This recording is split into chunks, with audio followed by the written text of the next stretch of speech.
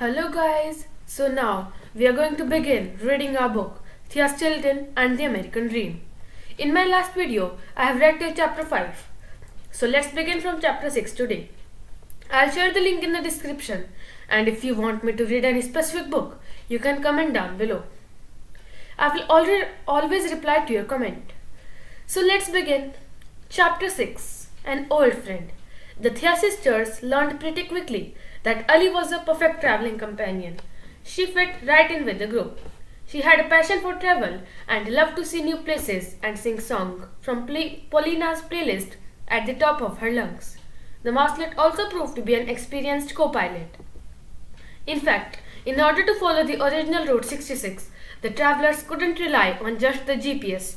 They also had to consult the guides and maps that marked every point of historical interest along the route, and Ali was very good at this. The mouselet soon gained Pamela's complete trust along with the seat next to the driver.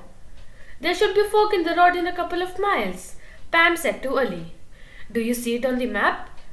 Pam took a quick look at the screen of the cell phone fixed to the dashboard, where the route appeared, but Ali was busy. She had put down the road map and was sending a text on her cell phone. Ali? Pamela asked again. Did you hear me? You are my navigator. I need your eyes and ears. The mouselet snapped her head up, grabbed the map, and tried to get her bearings. I'm so sorry, she said. I got distracted for a second. It's no big deal, Pamela replied, laughing. Then she pointed to a red flashing light on the control panel. We have to stop for gas. Anyway, we can look over the map during the stop. The mouselet stopped at the next station and grabbed some lemonades and stretched their paws. Pam, I'm sorry again about before, Ali said. I shouldn't have gotten distracted by the phone. I just got incredible news from a friend I haven't heard from in a long time. Ali told the Thea sisters that her friend was named Benji, and he had been a classmate back in Detroit. Benji was also a huge fan of computers and video games, and like Ali, he was studying computer science. Benji had left Detroit and enrolled in a college in St. Louis. After he moved, we lost touch. Ali continued. He just sent me a message. It looks like he found out through a friend that I am participating in the level up competition. He's also going to be there to present a project. He wants to meet up and say hello.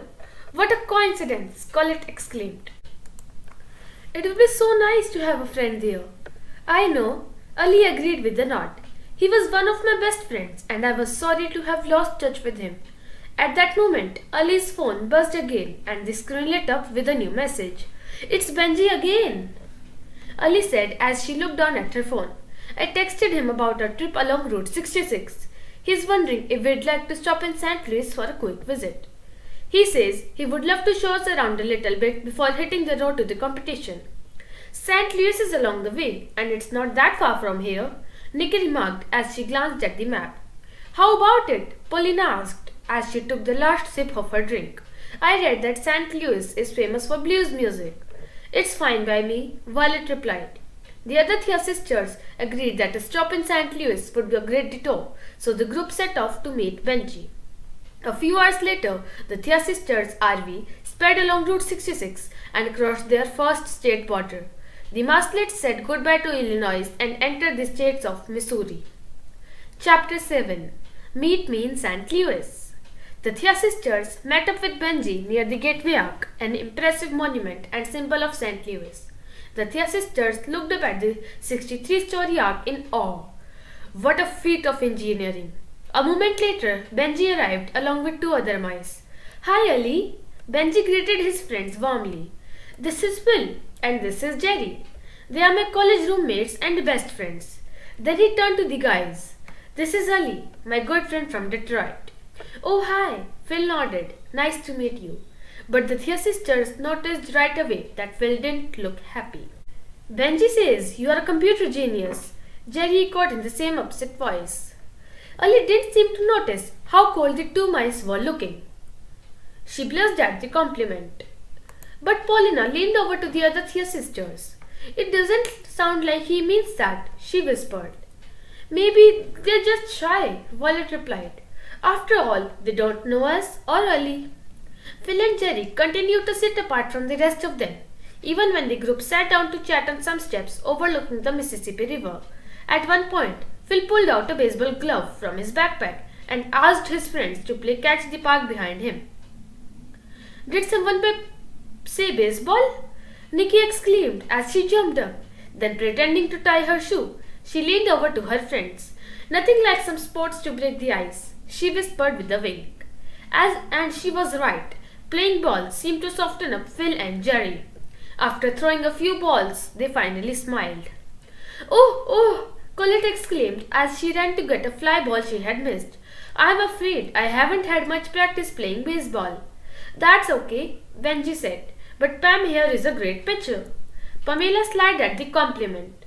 "I was on the baseball team at my school in New York when I was a little mouseling," she explained. Baseball is one of the most popular sports in the United States. It dates back to the 18th century and likely developed out of two games brought to the country by English settlers, a children's game called rounders and the game of cricket.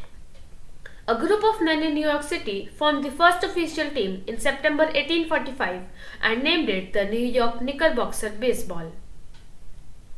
"I didn't know that," Nikki exclaimed. "When we get back to Mousewood Academy, we should organize a game one weekend. In the meantime, if you want to see a baseball game, you have come to the right place," Phil said. "The St. Louis Cardinals are playing today." Jerry looked at his watch.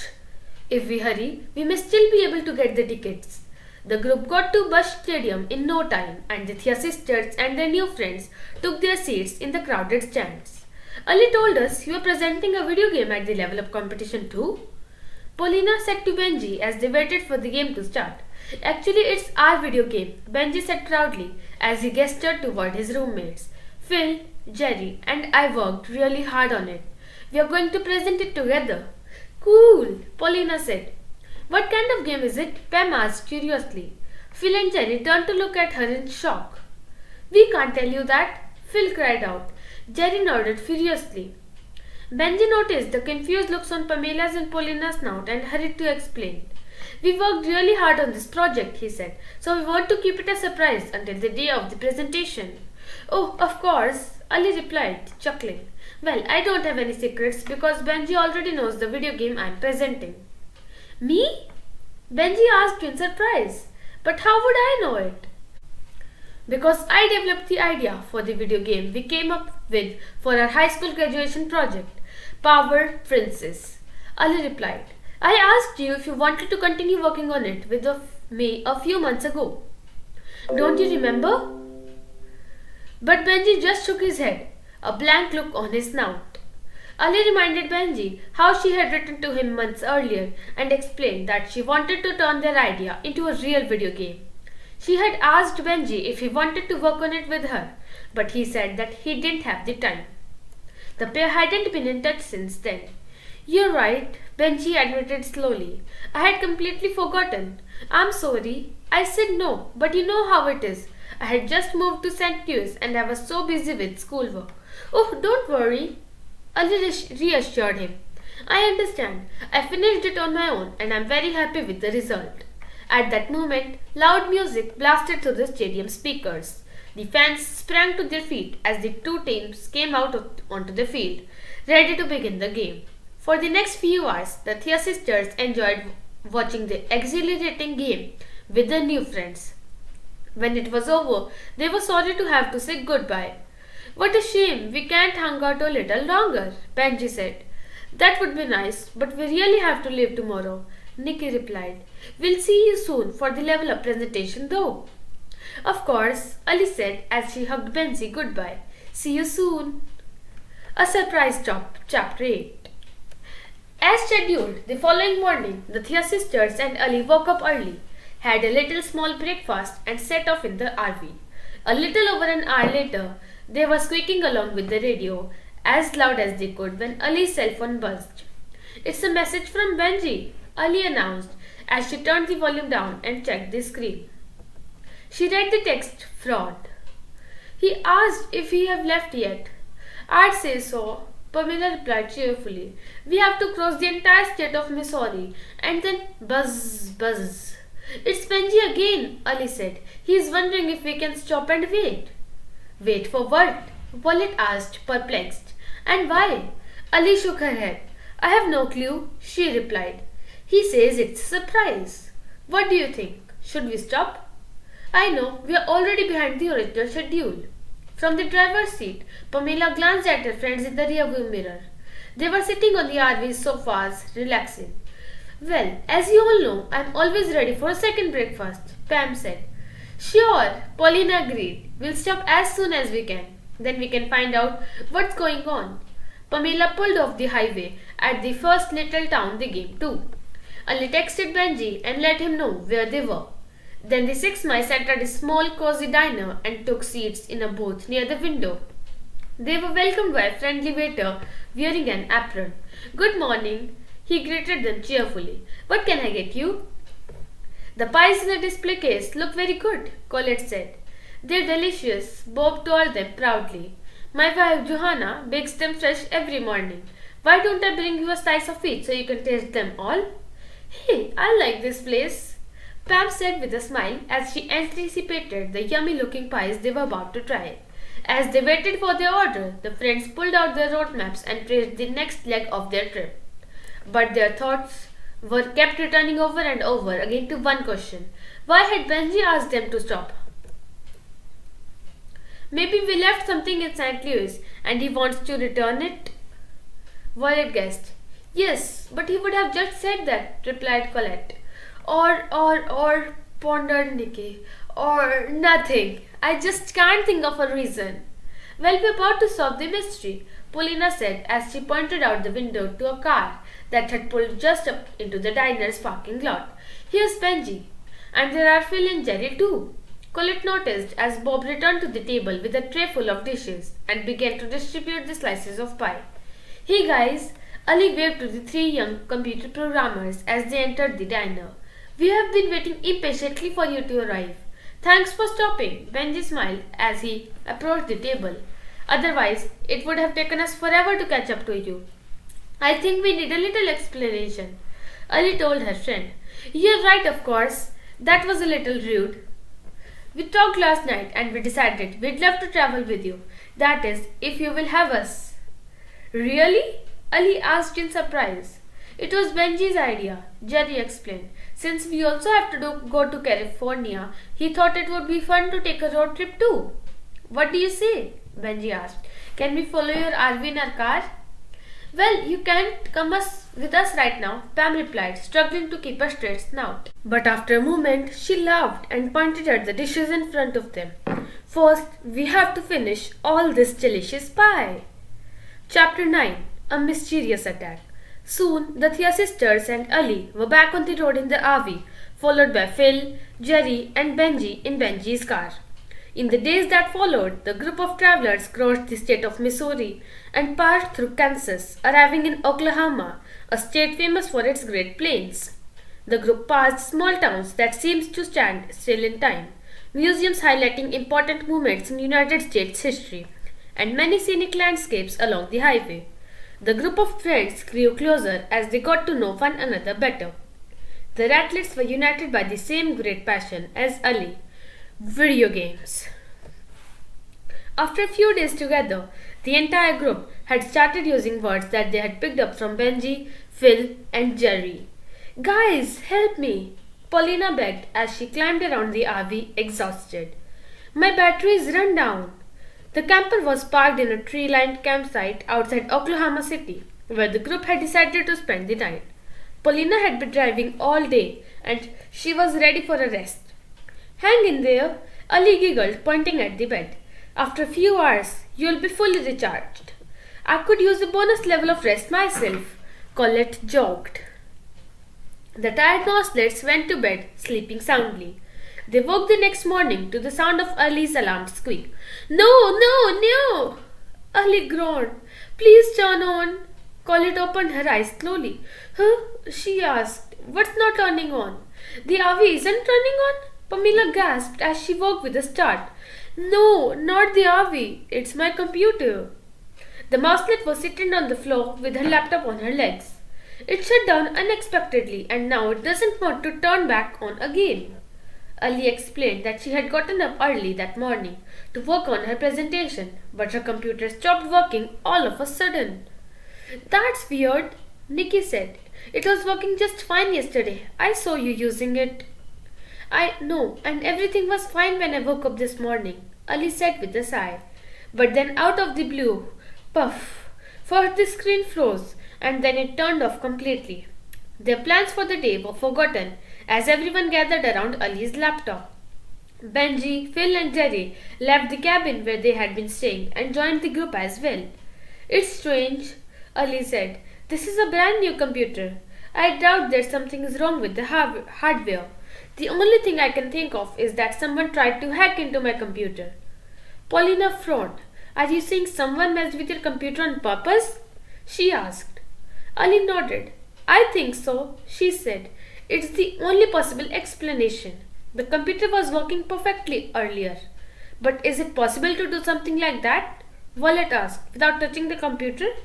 Of course, Phil replied. If Ali's computer was connected to the camp's Wi-Fi, the hacker could have used it to gain access to her computer. Jerry concluded. I don't get it, Nikki objected. Why would someone do something like that? And why would they target Ali? Benji shrugged. Who knows? He said. There's no way to know if the attack was directed at Ali. Hackers often act randomly with the aim of hitting as many computers as possible. Oh, Ali, I'm so sorry, Colette said. She rushed over to hug her friend.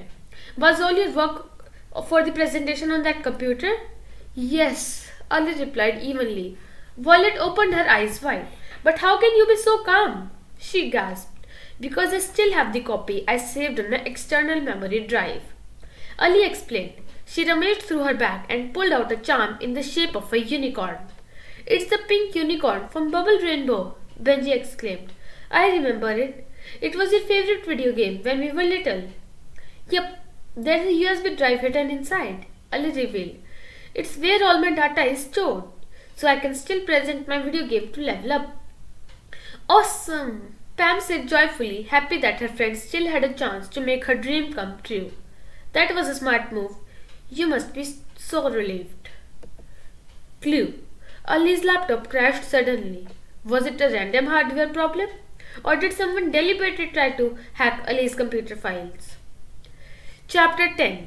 Welcome to Texas. The news that Ali's work was safe on her flash drive made everyone feel better, so the group returned to the task at Paw, planning the next part of their road trip. Next stop, Texas. After traveling for miles across boundless prairies dotted with ranches, the friends arrived in Amarillo. There, they decided to spend the night in one of the typical motels that line Route 66.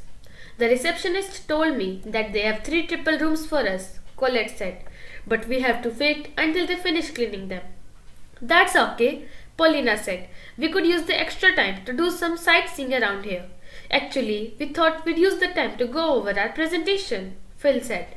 But if our room isn't ready yet, that will be hard to do, Jerry pointed out. You can use the RV, Violet suggested. That would be awesome. Thanks, Benji replied. What will you all do in the meantime? We'll visit the city, Nikki replied. What do you think, Mouselets?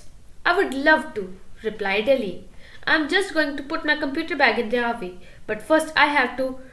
Drat! Where did I put them? Ali rummaged around in her bag. What are you looking for?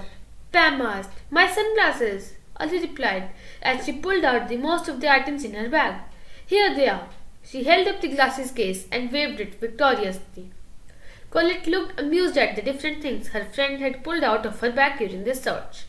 And I thought I had the most jam-packed bag in the world, Colette said, laughing. At that moment, a little mouse peeked out of the front door of the motel and noticed Ali's flash drive. Awesome! He squeaked. You like unicorns too? Ali replied, smiling. She noticed that the mouse was hugging a stuffed unicorn. May I see it? The young mouse asked. I promise I won't break it. But at that moment, the mouse's mother came out of the motel. Andrew, come on, let's go, she said. We have to hit the road. After saying goodbye to the little mouse, Ali gathered her things and put them back in her bag, which she left in the RV. Phil, Jerry, and Benji were just settling down to work on their presentation when Ali headed back outside to join the Thea sisters. The six friends made their way to one of the most popular attractions on Route 66, Cadillac Ranch. As soon as Pam saw the rows of graffiti-covered Cadillacs sticking out of the ground, she broke into a huge grin.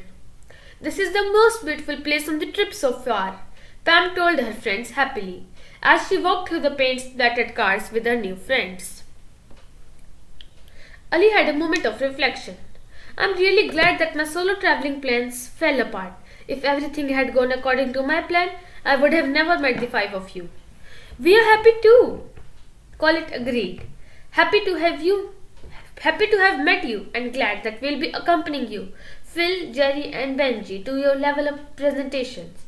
You don't know how happy it makes me to see Benji again. I'm glad we can encourage each other, just like we did in the school. Seeing him again is just like old times.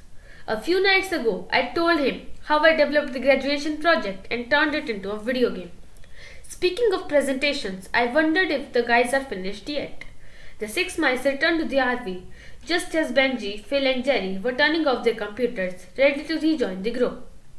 "Want to get some ice cream?" Pamela asked. "We just had an ice cream break ourselves," Phil replied, pointing to some empty cups on the table. "But we are happy to go with you again." After their snack, everyone was finally able to get settled into their rooms at the motel.